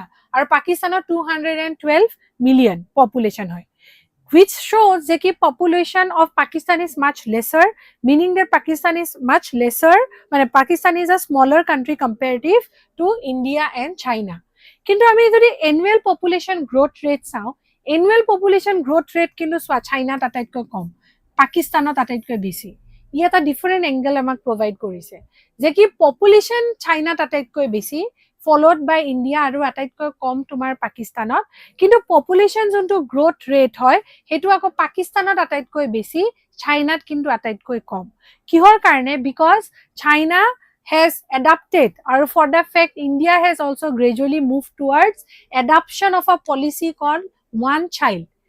প্ৰত্যেকখন ঘৰে ওৱান চাইল্ড পলিচি এডাপ্ট কৰিছে, আৰু ওৱান চাইল্ড পলিচিৰ কাৰণে যোনটো গ্ৰোথ ৰেট অফ পপুলেশ্যন সেইটো চাইনাত খুব কমি আহিছে, আৰু ইণ্ডিয়ায়ো এইটো লাহেকে এডাপ্ট কৰিলে তোমাৰ the population in India will also' decrease, but Pakistan has not adapted ছাচ kind of measures till now, যাৰ কাৰণে পপুলেশ্যন গ্ৰোথ ৰেটটো বহুত বেছি হয়। ফাইন, নেক্সট আমি ডেন্সিটি অফ পপুলেশ্যন যদি চাওঁ, ডেন্সিটি অফ পপুলেশ্যন মানে হৈছে পাৰ 1000 কিলোমিটাৰ কিমান মানুহ থাকে। ইণ্ডিয়াত পাৰ 1000 কিলোমিটাৰ চোৱা 455 মানুহ থাকে, পাকিস্তানত 275 থাকে, কিন্তু চাইনাত অকল 148 থাকে, which means China is a larger country compared to its size, population still কম আছে। সেইটো কাৰণে পাৰ 1000 কিলোমিটাৰ অকল 148 টাহে মানুহ থাকে কিন্তু পাৰ 1000 স্কয়াৰ কিলোমিটাৰ অকল 148 টাহে মানুহ থাকে কিন্তু কম্পাৰেটিভলি তুমি যদি ইণ্ডিয়াত চোৱা ইণ্ডিয়াৰ সাইজ কম কিন্তু পপুলেশন বহুত বেছি comparatively population বহুত বেছি যাৰ কাৰণে density of population মানে per 1000 square kilometer অকল 455 জন person হে থাকে ফাইন সেক্স ৰেট যোনটো মানে সেক্স ৰেশিও যোনটো হয় মিনিং যে কি কিমানখিনি ফিমেল পপুলেশন আছে per 1000 মেল আমি চাব পাৰো তিনিখন কান্ট্ৰিতে ইট ইজ biased হয়নে ফৰ ফিমেল 924 949 943 হয় নেক্সট ফাৰ্টিলিটি ৰেট যদি আমি চাও তেনেহলে ফাৰ্টিলিটি ৰেট চোৱা তোমাৰ চাইনাত আটাইতকৈ কম কিন্তু পাকিস্তানত আটাইতকৈ বেছি সো ফাৰ্টিলিটি ৰেট পাকিস্তানত আটাইতকৈ বেছি হেতু কাৰণে তোমাৰ population annual population growth rate বেছি হয় বিকজ আৰু সৰি পাকিস্তানত আটাইতকৈ বেছি ফাৰ্টিলিটি ৰেট আৰু হেতু কাৰণে population growth rate in China is also more.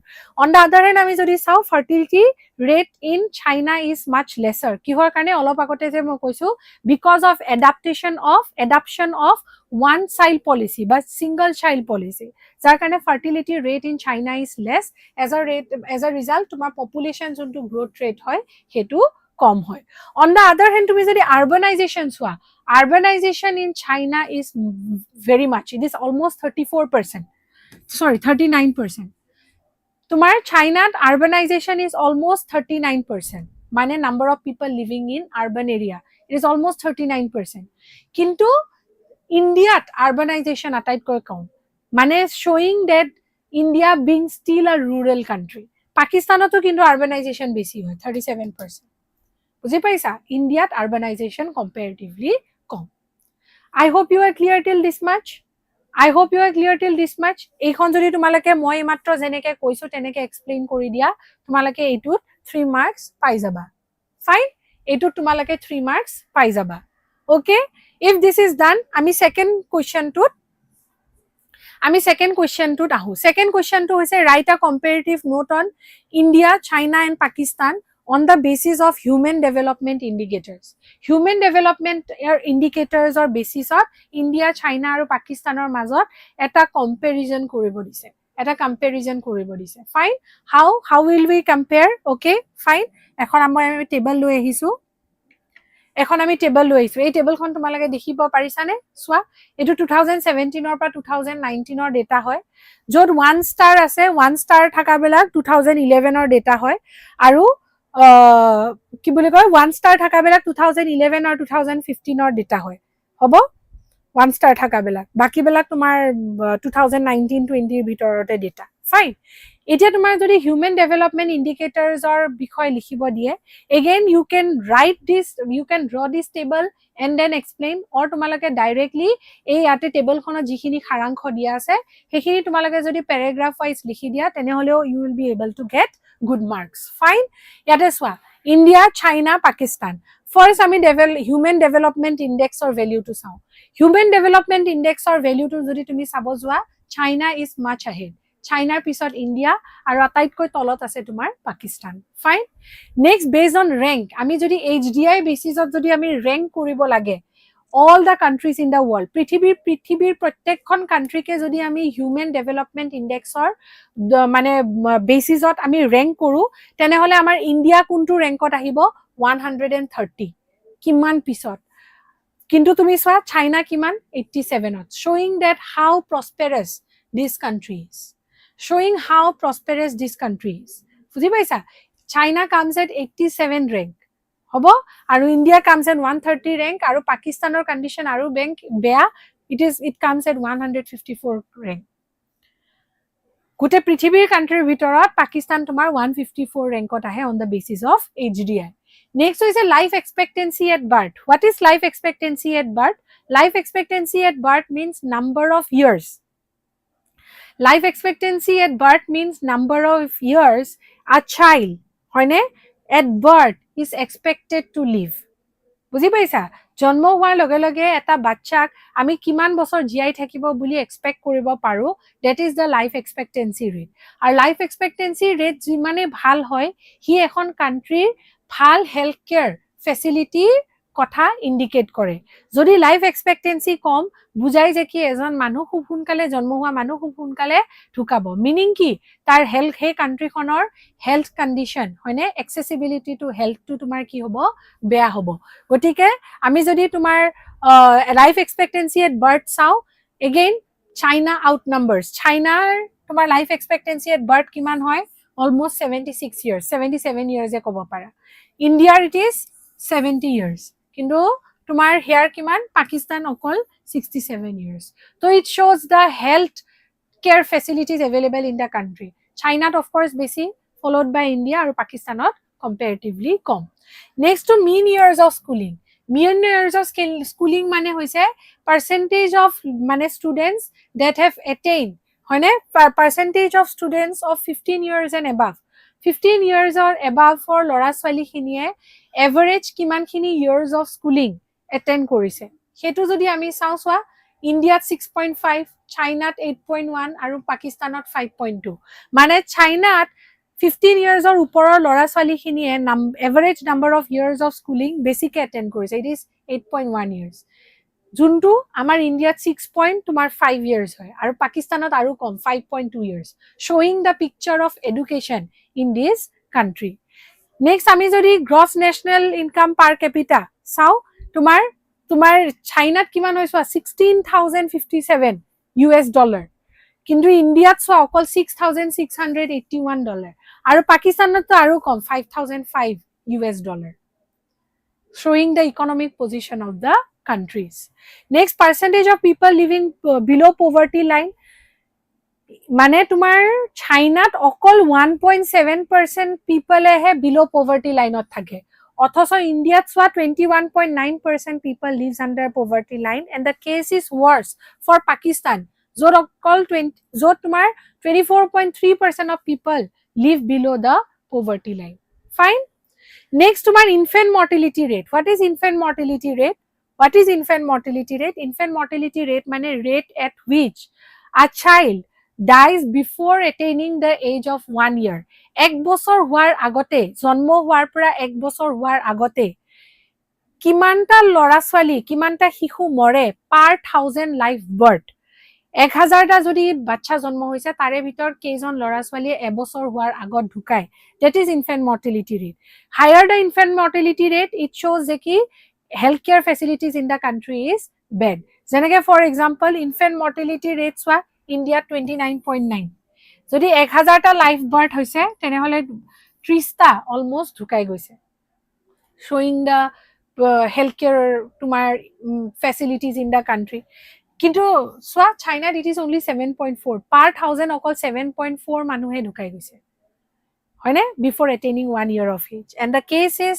even worse for Pakistan 57.2 on an average 57.2 people হয়নে dies per 1000 live birth before attaining the age of 1 year showing the bad condition of healthcare in China reflected by it next to me population using at least basic sanitation কিমানখিনি percentage of population A basic sanitation facility use কৰে ইন্ডিয়াত সোৱা 60% পাকিস্তানো same position 60% কিন্তু again China সোৱা it goes ahead 75% uses basic sanitation facility next population using at least basic drinking water source basic মানে তোমাৰ মানে drinking water source ব্যৱহাৰ কৰা population সোৱা it is almost মানে better for all the countries but however China outnumbers 96% followed by India 93% আৰু Pakistan 91% আৰু percentage of undernourished children কিমানখিনি undernourished children আছে কিমানখিনি children এ basic তোমাৰ যোনখিনি nutrients জিয়াই থাকিবলৈ কাৰণে লাগে হয়নে বা vitamins হেখিনি নাপায় it is India 37.9% undernourished কিমান লৰা ছোৱালী আছে আৰু the case is almost similar but অকমান point of decimal to com in Pakistan 37.6 কিন্তু the case is so less only 8.1% in কি বুলি কয় 8.1% in তোমাৰ 8.1% in China sorry we were talking about percentage of undernourished children no sorry this is not water but percentage of undernourished children so percentage of undernourished children সোৱা চাইনাত কিমান আছে অকল 8.1% অকল 8.1% হে undernourished হয় বাকি সব facilities পায় showing the মানে improvement in health care facility কিন্তু তুমি যদি ইণ্ডিয়া আৰু পাকিস্তান চোৱা অলমষ্ট 37.6 আৰু 37.9% of the children are undernourished in তোমার Pakistan and India respectively, showing its healthcare facilities বা condition of healthcare in the country. Fine. I hope you are clear with this answer. এইখিনি যদি তোমালোকে ধুনীয়াকে লিখি দিব পাৰা 3 marks granted. 3 marks automatically granted. Fine. Okay. Let's move back to the next question.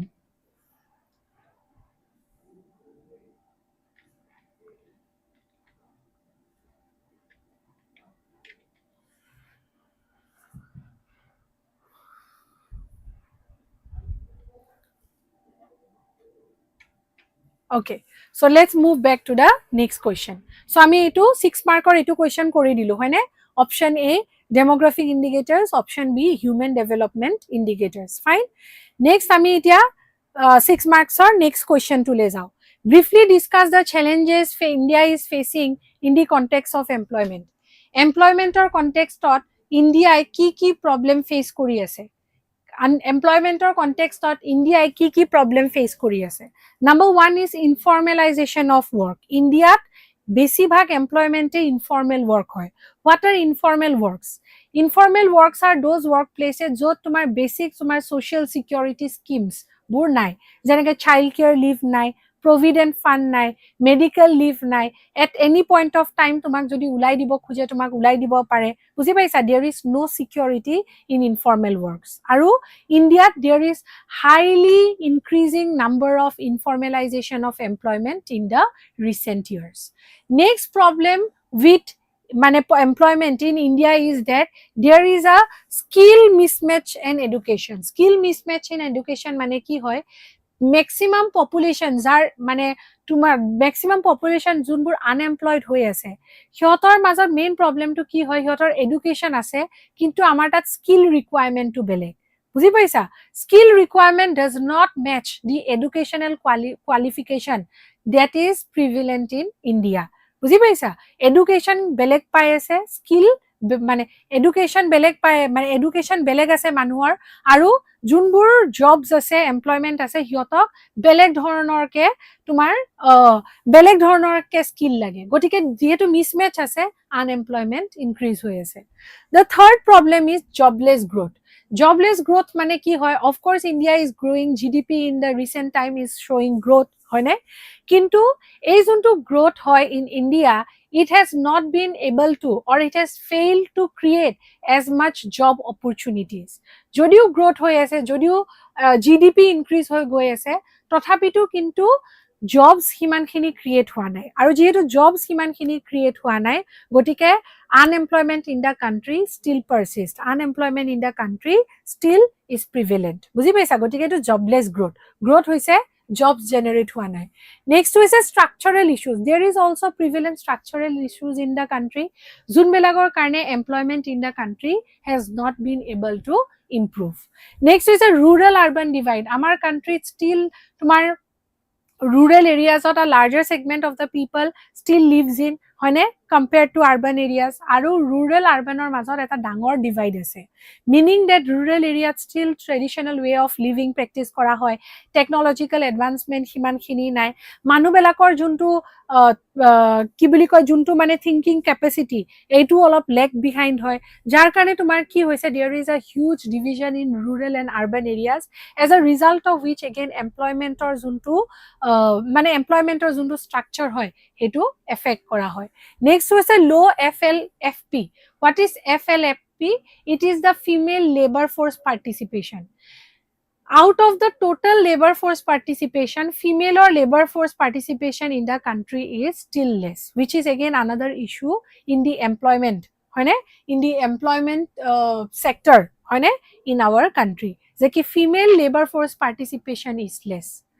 বৰ্তমানতো যদিও তোমাৰ the world has moved faster, women has কি বুলি কয় womenৰ position economically has been starting to develop, still womenৰ participation has remained marginal in our country. Fine. Next question. I hope এইটো question তোমালোকে বুজি পাইছা, এইখিনি লিখি দিলে you will get the whole of the 6 marks. Next, what is economic reform? Explain the need for economic reforms in India. Economic reform মানে কি হয় আৰু কিহৰ কাৰণে ইণ্ডিয়াৰ নিচিনা কাণ্ট্ৰিত ইকনমিক ৰিফৰ্ম লাগে। ফাৰ্ষ্ট ইকনমিক ৰিফৰ্ম কি হয়? ইকনমিক ৰিফৰ্ম মানে হৈছে সেইবোৰ ফাণ্ডামেণ্টেল গভৰ্ণমেণ্ট লেড পলিচিজ যোনবিলাক বনোৱা হয় কিহৰ কাৰণে? যোনবিলাক বনোৱা হয়, যোনবিলাক ডেভেলপ কৰা হয়, যোনবিলাক ডিজাইন কৰা হয় two bring about, to make N efficient, competitive and আ গ্ৰথ অৰিয়েণ্টেড কাণ্ট্ৰি।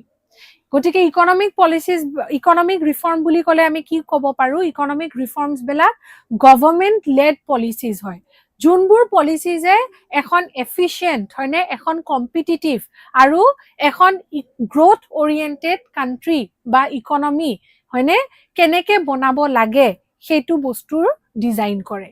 ফাইন, পলিচিজবিলাক এনেকৈ ডিজাইন কৰে চ' ডেট কাণ্ট্ৰিখনত কি আহে, কাণ্ট্ৰিখন এফিচিয়েণ্ট হৈ যায়, কম্পিটিটিভ হৈ যায়, লগতে there is economic growth in the country. Fine, এনেকৈ লিখি দিলে আমাৰ হোৱাট ইজ ইকনমিক ৰিফৰ্মত আমি 1 মাৰ্ক পাই যাম। তাৰ পিছৰ যোনটো কুৱেশ্যন হয় 5 মাৰ্কৰ কাৰণে আছে যে আমাক ইকনমিক ৰিফৰ্ম কিহৰ কাৰণে লাগে, ইণ্ডিয়াৰ নিচিনা কাণ্ট্ৰিত আমাক ইকনমিক ৰিফৰ্ম কিহৰ কাৰণে লাগে। নাম্বাৰ 1, বিকজ ইণ্ডিয়াত আমাৰ ইকনমিক ৰিফৰ্ম ইণ্ডিয়াত কেতিয়া কৰা হৈছিলে? 1991।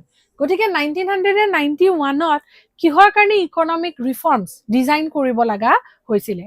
Because number 1, because there was huge fiscal deficit in our country. There was huge fiscal deficit in the country, in our country, meaning total jimankhini ami revenue generate kori asilu tatke amar mane expenditure bahut beshi hoy goisile, aru jetia expenditure more than revenue hoy jay government e ki hobo bahut bur borrow koribo laga hoisile, আৰু হেতুৰ কাৰণে বহুত বিলাক fiscal deficit আছে, two deficit হৈছিলে, আৰু সেই fiscal ডেফিচিটটো correct কৰিবৰ কাৰণে গভৰ্ণমেণ্টে এনেকুৱা কিছুমান পলিচিজ ডিজাইন কৰিব লগা হৈছিলে which will bring about economic growth. Number 1। Number 2 হৈছে যে কি আমাৰ যোনটো বেলেঞ্চ অফ পেমেণ্ট আছিলে it was very weak. Balance of payment was very weak. এইমাত্ৰ মই ক'লোঁ বেলেঞ্চ অফ পেমেণ্ট উইক হ'বই, যে কি বেছিকৈ আমাৰ কাণ্ট্ৰিলৈ ইম্পৰ্ট হৈ আছিলে আৰু বেছিকৈ আমি ইম্পৰ্ট কৰি আছিলোঁ আৰু এক্সপৰ্ট কমকৈ কৰি আছিলোঁ। যিহেতু আমি ইম্পৰ্ট বেছিকৈ কৰি আছিলোঁ, বেছিকৈ ফৰেন এক্সচেঞ্জ বাহিৰৰ কাণ্ট্ৰিত গৈ আছিল আৰু there was no' foreign exchange coming into our country. যেতিয়া আমাৰ কাণ্ট্ৰিত ফৰেন এক্সচেঞ্জ কমি যায়, অফক'ৰ্ছ আমাৰ যোনটো ডমেষ্টিক কাৰেঞ্চিৰ ভেলিউ হয়, ডমেষ্টিক কাৰেঞ্চিৰ ভেলিউটো তোমাৰ কি হয়, কমি যায়। আৰু ডমেষ্টিক কাৰেঞ্চিৰ ভেলিউ যেতিয়া কমি যায়, economic condition of the country deteriorates, economic condition of the country falls. So to improve the condition, economic reforms by economic policies were required in our country. Number 3 to hoise seek public sector undertakings. Junbur public sector enterprises amar country asile, hebur tumar strong nasile, hebur weak asile, meaning public sector undertaking was not efficient enough to generate revenue. বুজি পাইছা? গতিকে সেই public sector enterprise বিলাকক share বা ওনাৰশ্বিপ private সেক্টৰলৈ মানে cell কৰি দিয়াটো বহুত বেছি ইম্পৰ্টেণ্ট আছিলে, চ' ডেট সেই পাব্লিক সেক্টৰবিলাক আৰু বেছি এফিচিয়েণ্টলি কাম কৰিব পাৰে। মানে পাব্লিক সেক্টৰবিলাক যোনবিলাকে এফিচিয়েণ্টলি কাম কৰিব পৰা নাই, তাক যেতিয়া আমি বিক্ৰী কৰি দিম, ইকনমিক ৰিফৰ্মৰ আণ্ডাৰত প্ৰাইভেটাইজ কৰি দিম, প্ৰাইভেটাইজ কৰি দিলে সেইবিলাকৰ এফিচিয়েঞ্চি বঢ়াবৰ কাৰণে আচলতে ইকনমিক ৰিফৰ্মছ আনিছিলে। Fine, clear? Number 4 is high inflation. আমাৰ কাণ্ট্ৰিত কি আছিলে? হাই ইনফ্লেশ্যন আছিলে। হাই ইনফ্লেশ্যন মানে কি? Price of goods were rising. Since price of goods were rising, it was more attractive for our country যে কি আমাৰ কাণ্ট্ৰিৰ গুডছ নিকিনি পেলাই আমি বেছিকৈ বাহিৰৰ কাণ্ট্ৰিৰ গুডছ কিনিছিলোঁ। যিহেতু বেছিকৈ বাহিৰৰ কাণ্ট্ৰিৰ গুডছ কিনিছিলোঁ, again there was more outflow' of foreign exchange. Already BOP situation বেয়া আৰু তাতে বেছিকৈ ফৰেন এক্সচেঞ্জ বাহিৰলৈকে গৈ আছিল আৰু lesser of foreign exchange was coming into our country, making the economic condition not a very good condition. বুজি পাইছা? ইকনমিক কণ্ডিশ্যন বেছি ভাল নাছিল, যাৰ কাৰণে গভৰ্ণমেণ্টে ইকনমিক ৰিফৰ্মছ আনিব লগা হৈছিলে। ফাইন, চ' হিউজ ফিস্কেল ডেফিচিট, তোমাৰ weak balance of payment, seek public sector enterprises, high inflations are the reasons for which economic reforms was required in our country. I hope you are clear with this question. Fine. Let's move to the next question. Next question to ki koise, very easy. Outline the economic development successes and failures of India and Pakistan. Economic successes mane India ki developmental successes hoise compared to Pakistan. Again, not compared, but India and Pakistan or ki developmental successes hoise aru ki developmental failures hoise. Fine. Ami prothomote successes khini porhu.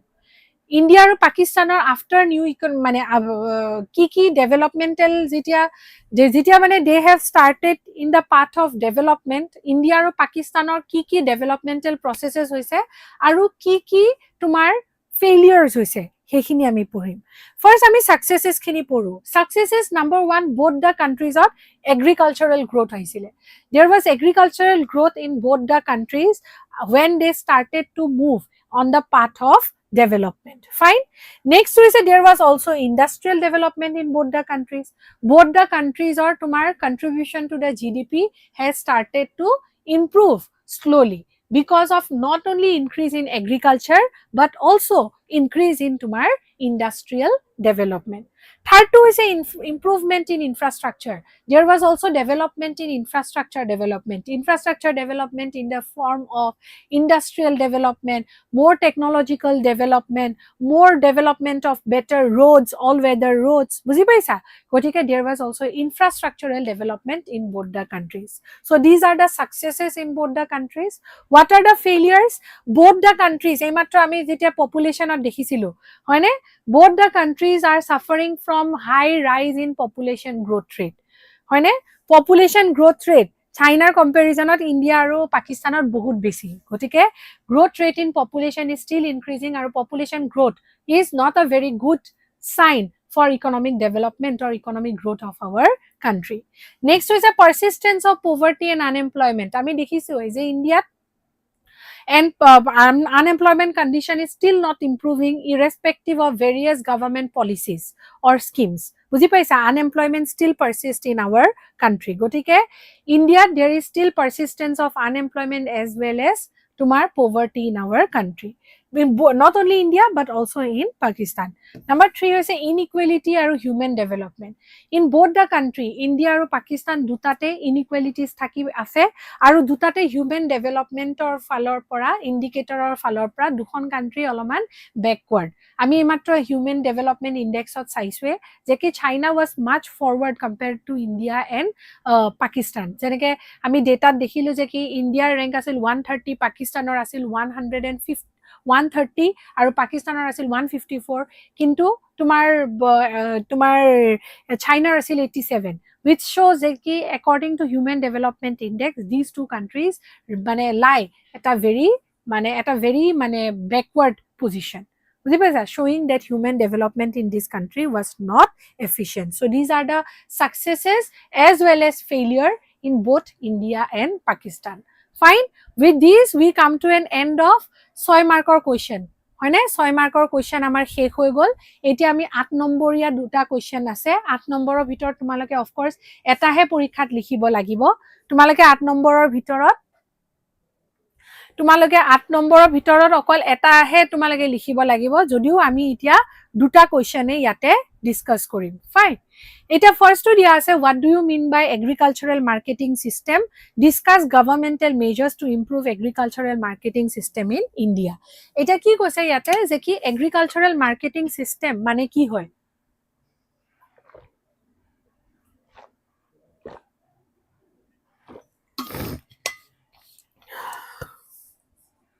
Sorry. Excuse me. Tomar agricultural marketing system mane ki hoy? Agricultural marketing system eneke likhiba. Ifale olop moi likhi thoisu. Ekhini kyo likhi thoisu because these are the keywords. Ei keywords pur byabohar kori tumalake definition likhibo lagibo. Fine. So agricultural marketing is a process of assembling, first likhibo lagibo assembling, storage, processing, transportation, packaging and grading of agricultural products into various markets across the country. Fine. It refers to the process of assembling, storing, processing, transportation, packaging and grading of agricultural products across various regions of the country. Fine. Next to hoise je ki agricultural marketing improve koribo karne ki measures government e loise. Agricultural marketing improve koribo karne government e ki measures loise. Number 1 is regulated APMC. Regulated APMC, হয়নে? তো regulated APMC কিহৰ কাৰণে তোমাৰ agricultural product marketing তোমাৰ এইবিলাক কিহৰ কাৰণে খুলিছিলে? Because কিহৰ কাৰণে তোমাৰ so ইয়াতে আমাক সুধিছে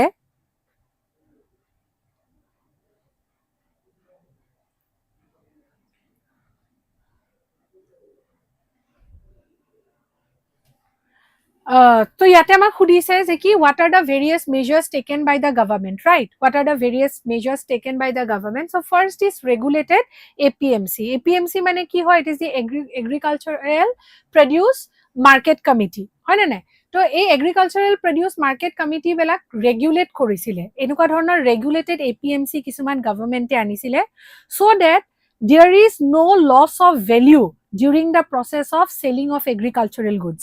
যেতিয়া agricultural goods sell কৰি আছে যাতে value একো loss হোৱা নাই, বুজি পাইছা? যাতে একো value loss হোৱা নাই, লগতে যাতে তোমাৰ কি বুলি কয় এই যে weighing আৰু grading ত যাতে একো মানে মিডলমেনে যাতে একো বদমাছি কৰিব নোৱাৰে, হেতু কাৰণে ৰেগুলেটেড APMC বিলাক খুলিছিল।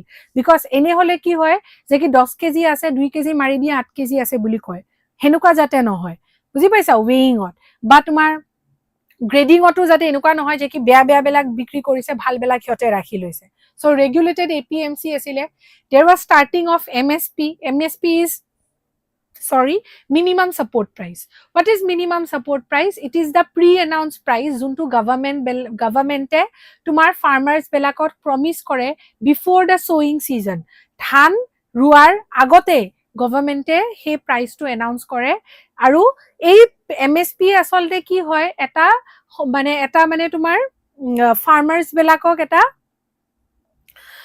মানে এটা ইনস্যুৰেন্স প্ৰভাইড কৰে যে কি যদি আমি মানে আমাৰ যদি তোমাৰ কি হয় যেতিয়া আফটাৰ হাৰ্ভেস্টিং যদি হে গুডটোৰ প্ৰাইসটো কমি যায় তথাপিতো কিন্তু আমি এটা সঠিক দামতে বস্তুটো বিক্ৰী কৰিব পাৰিম কাৰণ গভৰ্ণমেণ্টে হেতু বিফোৰ দা সোইং সিজনত যোনটো প্ৰাইস ডিক্লেয়াৰ কৰিছিল হেতু প্ৰাইসতে আমাৰ পৰা বস্তুখিনি কিনিম so it actually gives a confidence among the farmers to produce more and more goods because they will get minimum support price from the government. Next is a e-nam, হয়নে? e-nam হৈছে agriculture মানে e-nam হৈছে electronic, হয়নে? আৰু মানে it is agricultural marketing এ এটা হেয়া হয় যত তোমাৰ অনলাইন যুগে অনলাইন যুগে তোমাৰ কি হয় তোমাৰ agricultural products বিলাক digitally farmers বিলাকে across the different parts of the country বিক্ৰী কৰিব পাৰে. Why it is important? Because of again to reduce or to cut off the existence of middlemen, হয়নে? Between the farmers and the sellers. এই ধৰণৰ নাম এবিলাক খুলিছিল so that digitally farmers বিলাকে coat কেনেকে বিক্ৰী কৰিব পাৰে বস্তুবোৰ মনিটৰ কৰিব পাৰে and there is less chances that ki the farmers are at loss. Fine. Next হৈছে তোমাৰ কোঅপাৰেটিভ মাৰ্কেটিং বহুত গভৰ্ণমেণ্টে টু কোঅপাৰেটিভ মাৰ্কেটিং বহুত বেছি এনকাৰেজ কৰে বিকজ কোঅপাৰেটিভ মাৰ্কেটিং এ কি হয় এটা কালেক্টিভ বাৰ্গেনিং পাৱাৰ জেনাৰেট কৰিবলৈ হেল্প কৰে so that in a cooperative all the people together হয় নাই have a collective bargaining power and can sell their product at a higher price. Next is tomar buffer stock and PDS. Buffer stock PDS mane public distribution system. So buffer stock hoise je ki it is actually practiced through mane tomar Food Corporation of India hoine FCI through re farmers belakor pura bulkot ki hoy wheat aru rice tomar লৈ আনে আৰু buffer ষ্টকত ৰাখি থৈ দিয়ে to distribute it among the তোমার lower section strata of the society through public distribution system PDS or through distribute করে বা এখন ইকোনমি যেতিয়া তোমার ইকোনমিক ক্রাইসিসত গো থ্রু করে হয়নে তেতিয়াও তোমার বাফার স্টক বা PDS এ তোমার কন্ট্রিবিউট কৰিবৰ কাৰণে হেল্প কৰে ৰাইট PDS এ তোমাৰ হে ইকোনমিক সিচুৱেশন টু ডিল কৰিবলৈ কাৰণে হেল্প কৰে so these are the situations, these are the measures which are taken by the government to improve agricultural marketing in our country. I hope you are clear with this. If so, let's move to the last question. Analyze the concept of sustainable development. Also discuss the strategies for sustainable development. এটা প্ৰথমতে sustainable ডেভেলপমেন্টৰ কনসেপ্টৰ বিষয়ে তোমালোকক ক'ব দিছে. What is sustainable development? Sustainable development মানে development at present should not compromise development in the future. বুজি পাইছা? বৰ্তমান ডেভেলপমেন্ট হওক, কিন্তু আমি প্ৰেজেন্টৰ ডেভেলপমেন্টৰ কাৰণে গোটেই আমাৰ এনভাইৰনমেন্টখন এনেকে ডিষ্ট্ৰয় কৰি দিবলৈ নালাগে যাতে nothing is available for future. গতিকে sustainable development is based on various goals of bringing about তোমাৰ equity, of bringing about more growth in the Indian economy, and not only in Indian economy, throughout the world. এটা sustainable growth যোনটোই বৰ্তমানৰ needs ও satisfy কৰে without compromising the needs of the future generation. Fine. সেইখিনি আমি লিখি দিলে আমাৰ sustainable ডেভেলপমেন্টৰ কনসেপ্টটো পঢ়ি গলো, মানে লিখিব পাৰি গলো. নেক্সট হৈছে also discuss the strategies for sustainable development. Sustainable development practice কৰিবৰ কাৰণে যে আমি এনেকুৱা আমি ডেভেলপমেন্ট গোল জানো সো দ্যাট প্ৰেজেন্টৰ ডেভেলপমেন্টে ফিউচাৰ ডেভেলপমেন্টক এফেক্ট নকৰক, হয়নে? তো তেনেকুৱা কৰিবৰ কাৰণে আমাৰ কিছুমান মেজাৰ্স আন্ডাৰটেক কৰা হৈছে, হয়নে? ফাৰ্স্ট টু হৈছে তোমাৰ use of non conventional source of energy. আমি জানো কনভেনশনাল যোনবোৰ সোৰ্স অফ এনাৰ্জি হয় they are non renewable source of energy, যেনেকে তোমাৰ কোল, পেট্ৰোলিয়াম, হয়নে?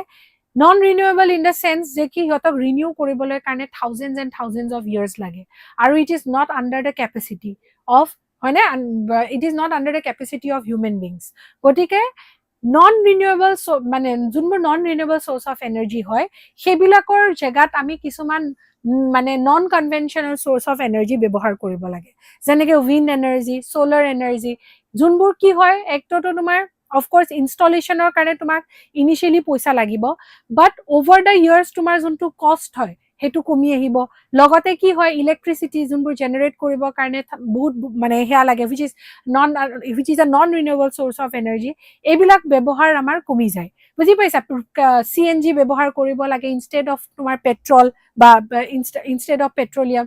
So these are non conventional source of energy which will help to bring about sustainable development, making sure যে কি present of generation হৈছে but nothing in the future is also hampered. Fine. Okay, next is তোমাৰ LPG and gobar gas. LPG ইয়াতে তোমাৰ এইটো LPG is not liberalization, privatization, globalization, but it is liquefied petroleum gas. এটা ইয়াতে it is another strategy for bringing about sustainable development, because তোমাৰ যোনবোৰ তোমাৰ at least in rural এৰিয়াজত য'ত ফায়াৰউড ব্যৱহাৰ কৰা হয়, ফায়াৰউড ব্যৱহাৰ কৰিলে it is not a clean fuel মানে কি হয় ফায়াৰউড ব্যৱহাৰ কৰিলে এইবিলাক খৰি চৰি ব্যৱহাৰ কৰিলে বহুত বেছি পলিউশ্যন হয়. গতিকে পলিউশ্যন ফ্ৰী ফুয়েল আনিবৰ কাৰণে আমি কি হয় LPG ব্যৱহাৰ কৰিব লাগে বা আমি গোবৰ গেছ ব্যৱহাৰ কৰিব পাৰো, which is again an efficient বা ক্লিন ফুয়েল হয়. বুজি পাইছা? All this will actually help to reduce pollution in our rural areas, হয়নে? Which otherwise are caused through তোমাৰ burning of woods বা firewoods. Fine. Next to হৈছে তোমাৰ CNG in urban areas. CNG in urban areas ত মই অলপ আগতে ক'লো যে পেট্ৰলৰ সলনি এতিয়া আমি বহুত দেখিছো প্ৰথম তোমাৰ CNG গাড়ী আহা হৈছে. সো CNG গাড়ী এইবিলাকে কি হয় লেসাৰ এমাউন্টত তোমাৰ কি হয় পলিউশ্যন ৰিলিজ কৰে, আৰু তোমাৰ যিমান কম পলিউশ্যন ৰিলিজ হ'ব সিমানে কম এনভায়ৰনমেন্ট হেম্পাৰ হ'ব, আৰু যিমান কম এনভায়ৰনমেন্ট হেম্পাৰ হয় সিমানে you will have a sustainable development, সিমানে তোমাৰ কি হ'ব environment will be available in good condition for also the future generation. Fine, clear? Next is organic farming. Organic farming মানে হৈছে farming without using any kind of chemicals or fertilizers. Yate of course the farming requires a lot of attention, কিন্তু ইয়াতে এটা কথা চাব লাগিব যে কি এই ফাৰ্মিং বেলাকৰ পৰা যোনবোৰ শাক পাচলি ওলাই সেইবিলাক বহুত হেলদি হয়, হয়নে? which is free from any kind of chemicals, so it might be costly but it has huge amount of health benefit. Not only health benefit, because this is organic farming, because we are not using any kind of chemical fertilizers, it also helps to retain the fertility of the soil intact. তাৰমানে সইলৰ fertility হেৰাই নাযায় কাৰণ আমি যিমানে বেছি পেষ্টিসাইড যিমানে বেছি fertiliser ব্যৱহাৰ কৰো এই বস্তুবোৰ ব্যৱহাৰ কৰিলে কি হয় তোমাৰ মাটিৰ যোনটো নেচাৰেল খাৰুৱা কেপাসিটি হয় হেতু তোমাৰ কমি যায় গতিকে এবোৰ ব্যৱহাৰ কৰিলে কি হ'ব ফাৰ্টিলিটি ইনটেক্ট থাকিব আৰু আমি ফিউচাৰ জেনাৰেশনৰ কাৰণেও আমি ভালকে ফাৰ্মিং কৰি কৰি গৈ থাকিব পাৰিম so these are four strategies which can be undertaken for bringing about sustainable development in our country not in the country but also across the world fine we are towards the end of our analysis part of ASSEB economic development or যোনটো part Indian economic ডেভেলপমেন্টৰ যোনটো part হয় which is part B next পাৰ্টত আজি এইটো part 1 আছিলে আমাৰ এই যোনটো ASSEB তোমাৰ পেপাৰ এনালাইসিস কৰি আছো 2024 ৰ ইণ্ডিয়ান ইকনমিক ডেভেলপমেন্ট CBSE ৰ যোনটো ইণ্ডিয়ান ইকনমিক ডেভেলপমেন্টৰ পাৰ্ট হয় বা পাৰ্ট B হয় হেতু আমি নেক্সট লাইভ সেশনত আনিম আজিৰ সেশনত আমি কেৱল ASSEB ৰ কৰিছো আৰু আই হোপ আজিৰ সেশনত যিখিনি ডিসকাস কৰা হৈছে হেখিনি খুব ধুনিয়াকে তোমালকে বুজি পাইছা before ending you can ask me if you have any question তোমালকে খুদিব পাৰা লেট মি সি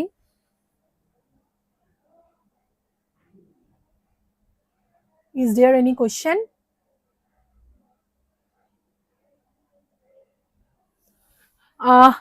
আমি এটা রিকমেন্ডেশনও পাইছিলো towards the starting of the session যে কি ন্যাশনাল ইনকামৰ সাম আনিব লাগে ইয়েস আনিম 18th তোমালোকৰ ASSEB ৰ পৰীক্ষা আছে 12 তাৰিখে তোমালোকৰ CBSE ৰ পৰীক্ষা আছে বিটুইন দিস পিৰিয়ড আজিৰ পৰা 12 তাৰিখৰ ভিতৰলে বা পোস্ট 12 তাৰিখৰ পিৰিয়ডলৈও তোমালোকে এনেকুৱা ধৰণৰ লাইভ সেশন চাই থাকিব পাৰিবা য'ত তোমালোকে ফ্ৰী অফ কষ্ট তোমালোকে জাস্ট তোমালোকৰ টাইম ইনভেস্ট কৰিব লাগে বা কি একো কৰিব নালাগে ফ্ৰী অফ কষ্ট তোমালোকে ইকনমিক্সৰ ডিফাৰেন্ট টপিকস মানে পঢ়িব পাবা হ'ব আৰু সেইবোৰ পঢ়ি পেলাই আই এম শিওৰ যে কি তোমালোকে পৰীক্ষাত লাভ কৰিবা বুজি পাইছা তোমালোকে পৰীক্ষাত কি লাভ কৰিবা মাৰ্কস লাভ কৰিবা হ'ব just give your time give মানে এফিশিয়েন্টলি তোমালোকে এই ক্লাসবোৰ জয়েন কৰা এন্ড আই এম শিওর যে you will be able to come up with flying colours এটা কোয়েশ্চন দেখিছো What is market surplus, ma'am? Market surplus মানে কি হয় মানে which is over and above হয়নে মানে সোয়া তোমাৰ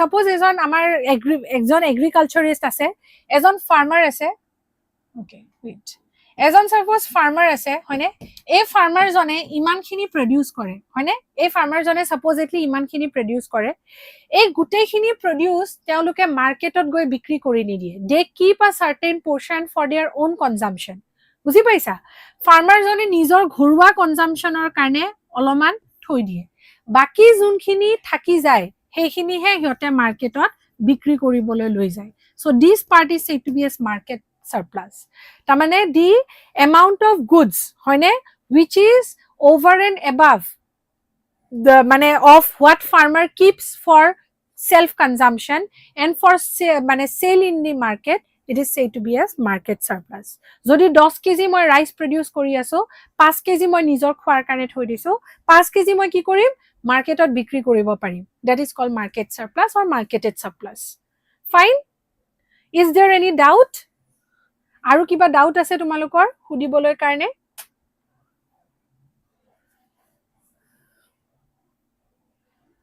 কিবা ডাউট আছে খুদিবৰ কাৰণে